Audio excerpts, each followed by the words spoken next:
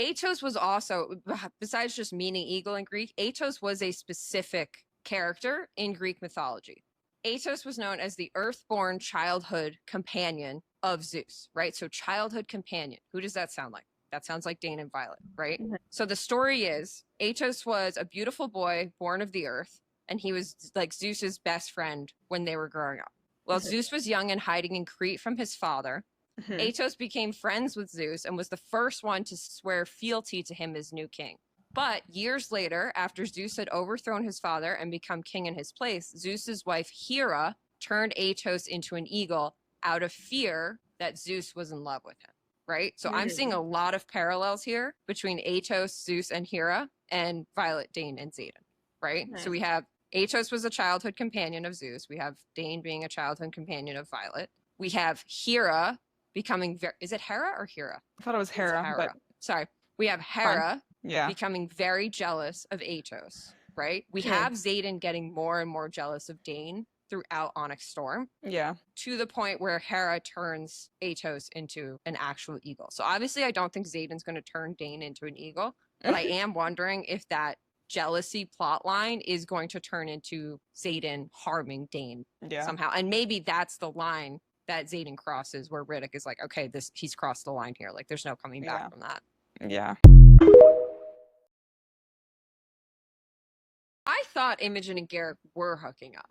But then I think it's pretty clear they're not. She's never right. Quinn says you should tell him. You need to find some happiness. Right. So Xaden knows because he can read Imogen's mind. Correct. Do the March ones know about Xaden's second signet? No, he says no one knows. He says no one knows. Yeah. I think Bodhi might know, but he says no one knows. Jeez, that's a tough conversation. It's tough too because Imogen is all like to Violet, like you have to accept that he's going to have some secrets. But I wonder if Imogen would feel that way if she knew that those secrets were also impacting her. I also think we have not fully appreciated how powerful her signet is. When Kat and Violet are on the mat, Xaden shows up on that fight in the middle of that fight, right? Like Xaden shows up. And Violet does not realize that he is there, even though they're bonded, even though he can speak into her mind. Like, we have previously seen her when she's in Corden, when she walks into the room and she's wearing that dress. She's like, I find Xaden immediately because he's my gravity. Like nothing could like stop me from fighting him, right? They say that to each other all the time. But Kat can just fucking like make Violet not realize that Xaden's there. So I think Kat is like really, really fucking powerful. Yeah. My Precog Corner theory is about Venin and their ability to sense pain. We have seen and discussed one case of this, and that's Jack in his cell sensing the memory of Violet's pain, which is really odd and like not actually anything that we've seen out of Venin at all, like an ability to sense pain and the memory of it. And so I just kind of dismiss that as like weird. Is it Jack's signet? Is it Veninism? Like I think Rebecca has maybe said that. Yeah, Rebecca has said it's a Venin thing. It's a Venin thing. Yeah.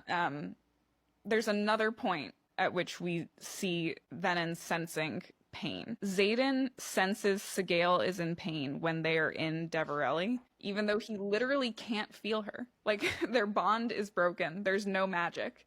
And he knows she's in pain. How does he know that she's in pain? She doesn't have the ability to communicate with him. Violet even says to Taryn, are you in pain? Yeah. Right. Yeah. And Taryn was like, why would I tell you that? You're in pain all the time. All right. Whose signet would be the worst to accidentally wield during sex? It's funny because both of my picks were Imogen's signets. Because I'm like, memory erasing would be bad. Earth wielding, also potentially very bad. Also potentially very bad. Yeah. I laughed so hard at the thought of Garrick accidentally discus wielding and just suddenly being like hundreds of miles away. Exactly. So my pick would be Garrick, if not Imogen, because imagine just like, you know, doing your thing and then suddenly, where am I? It's actually the same thing, kind of. Yeah. Actually, yes, it is the same thing. The thought that you have is, where am I? Just in one situation you've not moved, and then in the other situation you have. And they're gonna have sex, so like, what's gonna happen? Yeah. Literally. Like, oh my god, hopefully Garrick is able to remember where he went. Oh man, I hope we get the Imogen POV for that. Anyway,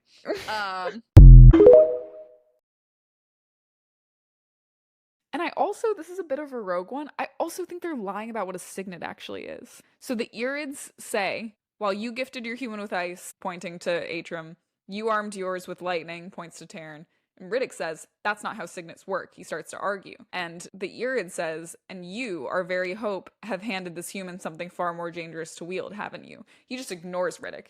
He's like, actually, I'm not listening to what you say about how signets work, and I think it's because we're being told the wrong thing about how signets work. I think signets could be just an outright, you're gonna do this type thing. My first pick is Riddick, but I think he would be doing it for Violet's own good. Like, Riddick definitely does not give two shits about Xaden, and he makes it very clear when he finds out that Xaden is Venin. He calls him like a dark wielder to his face, and he's like, Violet, you tell me everything right now. I could see Riddick, and I honestly think this is probably the most likely case for like anybody in this. I could see Riddick betraying Violet, not in giving up Violet explicitly, but making her think he's helping her find and cure Xaden, but actually not be working towards the saving part. Like, actually be working towards, this is for your own good. Like, we need to end this once and for all.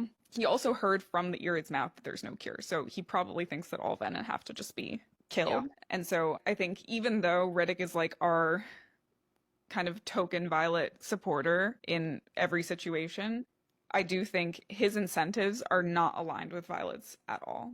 Like, Violet wants to save Xaden, Riddick wants to protect Violet. Those two things do not necessarily go in the same direction. I want to talk about the cure to Veninism part for a second, because I think the Venin know how to cure Venin. Theophany wrote to Violet, why do you not ask me for the answers you so desperately seek? Violet directly implies after that she either knows that they're looking for Irids, or she knows that they're looking for a cure. And Jack also says, why don't you ask me what you actually want to know? And Jack says, there is no cure because we do not wish to be cured. Right. Not, there's no cure that's possible at all. Xaden needs a cure to Veninism. I think the Venin know how to cure Veninism and just do not want to.